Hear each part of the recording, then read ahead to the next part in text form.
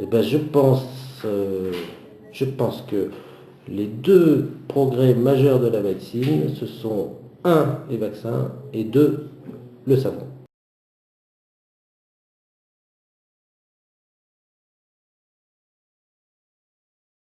Ça fait partie de l'allopathie, donc de la médecine moderne. On est d'accord? Allopathie, c'est c'est la médecine scientifique, l'allopathie, hein. Et tous les médicaments utilisés par l'allopathie représentent un risque évident. D'ailleurs, quand on regarde le gros livre de Gros Vidal, c'est 50% d'effets indésirables. Donc un vaccin, évidemment, peut présenter des risques. La question essentielle, c'est de savoir, c'est la balance bénéfice-risque, c'est de savoir s'il est plus dangereux de faire la maladie ou plus dangereux de prendre le vaccin. Toute la question est là.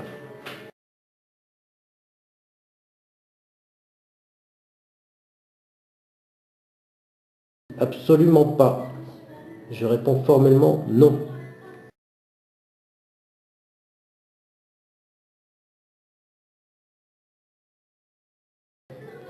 C'est une question que je trouve absolument ridicule, sachant que la vie moderne sollicite de toute manière notre immunité de manière très intense. Il y a qu'à voir le nombre de voyages, donc de rencontres avec des bactéries, avec des virus.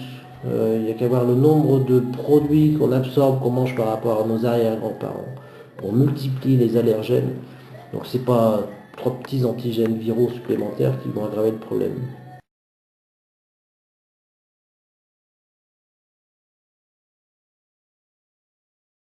C'est un pilier de la santé publique.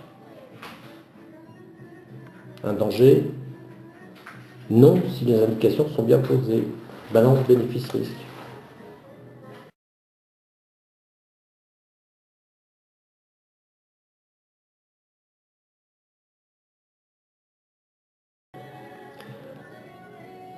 Euh, la vaccination ouais, concernant la grippe A, je pense que la campagne de vaccination de la grippe A, c'est d'abord un argument politique avant d'être un argument santé publique. Et à mon avis, la question qui était posée, c'est est-ce que la grippe A est une maladie grave qui vaille l'argent qu'on a dépensé, que l'État, que nous avons dépensé pour cette campagne vaccinale, euh, et est-ce que on faisait prendre un risque inacceptable pour une maladie qui finalement n'est pas grave? La question est là. Et la polémique, c'est parce que on a entendu les politiques et pas les prestataires de santé publique.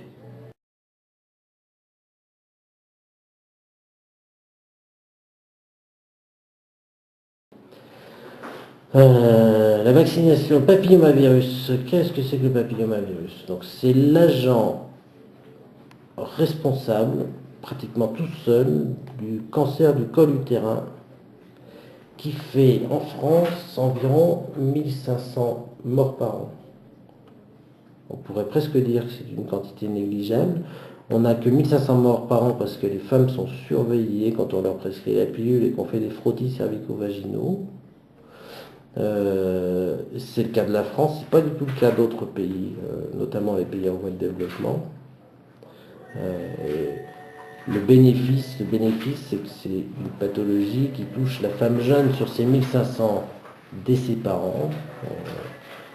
Eh bien, on comptabilise des femmes qui ont aux alentours de 30 ans. Est-ce qu'il est, à l'heure actuelle, dans notre population, dite développée, tolérable que des femmes de 30 ans meurent d'un cancer du col utérin? Certainement pas. Donc, mon avis sur la vaccination contre le papillomavirus, c'est que si on arrive à vacciner toutes les femmes jeunes, toutes les adolescentes, je rappelle 14 ans, contre le papillomavirus, on va voir disparaître le cancer du col utérin dans les pays développés. Donc évidemment, je suis pour la promotion de ce vaccin.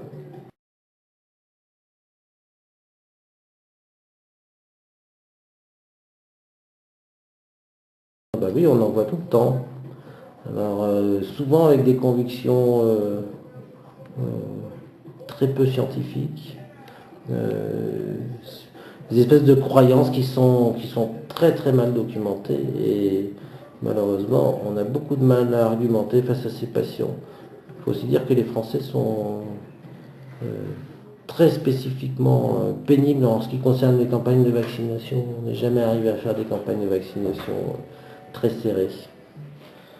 Et notre boulot, c'est d'essayer de les convaincre quand on juge nécessaire une campagne vaccinale. Je ne parle pas de la grippe A.